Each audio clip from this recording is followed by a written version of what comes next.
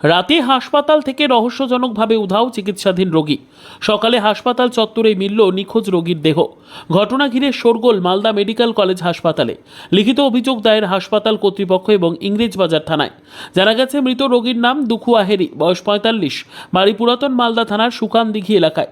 পেশায় শ্রমিক দুখু আহেরির জ্বর নিয়ে গত মঙ্গলবার রাত্রি 10টা নাগাদ পরিবারের সদস্যরা তাকে মালদা মেডিকেল কলেজ হাসপাতালে ভর্তি করেন। বুধবার রাত 11টা পর্যন্ত স্বামীর সাথেই ওয়ার্ডে ছিলেন চিন্তামণি আহেরি। তার অভিযোগ, পুরুষ ওয়ার্ডে মহিলা কাউকে থাকতে দেওয়া হবে না এই বলে কর্তব্যরত নার্স এবং নিরাপত্তা রক্ষীরা তাকে ওয়ার্ড থেকে বের করে দেয়। বৃহস্পতিবার সকালে স্বামী কেমন আছেন খোঁজ খবর নিতে গেলে মেল মেডিসিন ওয়ার্ডে আসেন তিনি, কিন্তু মেল মেডিসিন ওয়ার্ডে গিয়ে তিনি দেখেন স্বামী নেই। বলা হয় তার স্বামী নিখোঁজ হয়ে গেছে। এরপরই শুরু হয় খোঁজাখুঁজি। পরে দেখেন মেল মেডিসিন ওয়ার্ড থেকে মাত্র 100 মিটার দূরে মেডিকেল কলেজের নির্মীয়মান ভবন চত্বরে পড়ে রয়েছে তার স্বামীর দেহ। এরপরই দেহ উদ্ধার করা হয়। পরিবারের অভিযোগ, চিকিৎসাধীন রোগী কিভাবে নিখোঁজ হলো বেড থেকে, নিরাপত্তা রক্ষী এবং নার্সরা কোথায় ছিলেন? আমার স্বামীর মৃত্যুর জন্য হাসপাতাল কর্তৃপক্ষ দায়ী। অসুখ হয়েছিল, তারপরে মঙ্গলবারে ভর্তি করলাম, মঙ্গলবার থাকলো। তারপরে কালকে সন্ধ্যাবেলা আমাকে পেশেন্টের সঙ্গে থাকতে দিল না। রাত 11টার দিকে আমাকে বের করে দিল।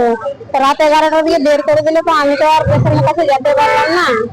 তো আমি বলছি আগে আমাকে পেশেন্টের কাছে যেতে দাও, যেতে দাও। গেটে বারবার করে যায়, আমাকে যেতে দেয় না। আর তখন আমি বলি কি যে আমার পেশেন্টটা খুবই অচল, জল খাবে না, বাথরুমে যাবে, কোথায় যাবে, তো আমাকে একবার যেতে দাও। বলছে না না যেতে হবে না, অত আমরা দায়িত্ব নেইনি যে ওখানে মেয়ে ছেলে যেতে হবে। আমি বলছি দাদা ভাই সবাইকে বলছি দিদি আমাকে যেতে দাও, তো বলছে না যেতে হবে না। তা আমি বলছি যেতে যখন তা দিলা না, তাহলে পেশেন্টটাকে একটু দেখবা। তো পেশেন্টটাকে আর কি দেখবে, আমাকে 6টার দিকে তখনকার বলছে কি, আমি বলছি দাদা এখনো ঢুকতে দাও। বলছে না সকাল 6টায়। বলছে না এখন ঢুকতে হবে না, আর আধ ঘন্টা দাঁড়াও, আধ ঘন্টা দাঁড়াও। দিয়ে তারপরে আমি বলছি কি এখনো কি আধ ঘন্টা হয়নি, এখন কি 6টা বাজেনি, পেশেন্টের কাছে যেতে দাও। দিয়ে পেশেন্টের কাছে গেলাম, বেডে পেশেন্ট নাই।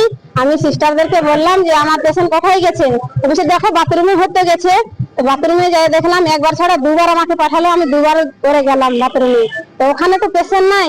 দিয়ে তখন তো এই রাস্তা দিয়ে গোটায় ঘুরতে ঘুরতে ঘুরতে ঘুরতে একজনটা আমার সঙ্গে দিয়ে পাঠিয়ে দিল।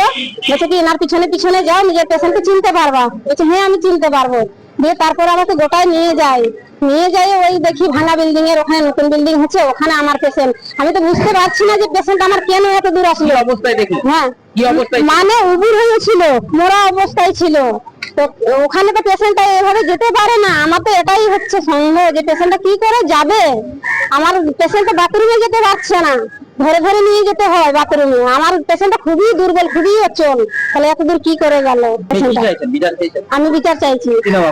আমার নাম হচ্ছে চিন্তামণি। বিষয়টি খতিয়ে দেখা হচ্ছে। অভিযোগ পেয়েছে, কারো দোষ প্রমাণিত হলে অবশ্যই ব্যবস্থা নেওয়া হবে। শুনলাম যে একটা পেশেন্ট সকালে মারা গেছে, বেডে ছিল না। পরে ওকে উদ্ধার করে নিয়ে আসে, তারপরে ডোজ ডিক্লেয়ার করে।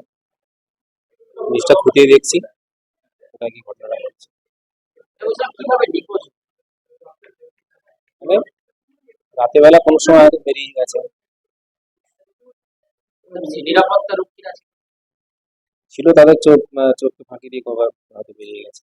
সুগারের পেশেন্ট ছিল, জ্বর টর ছিল। দেখতে হবে সেগুলো, সব জায়গাতে আজ খবর আছে। মালদা থেকে বিশেষ প্রতিবেদন, উত্তর বাংলা সংবাদ।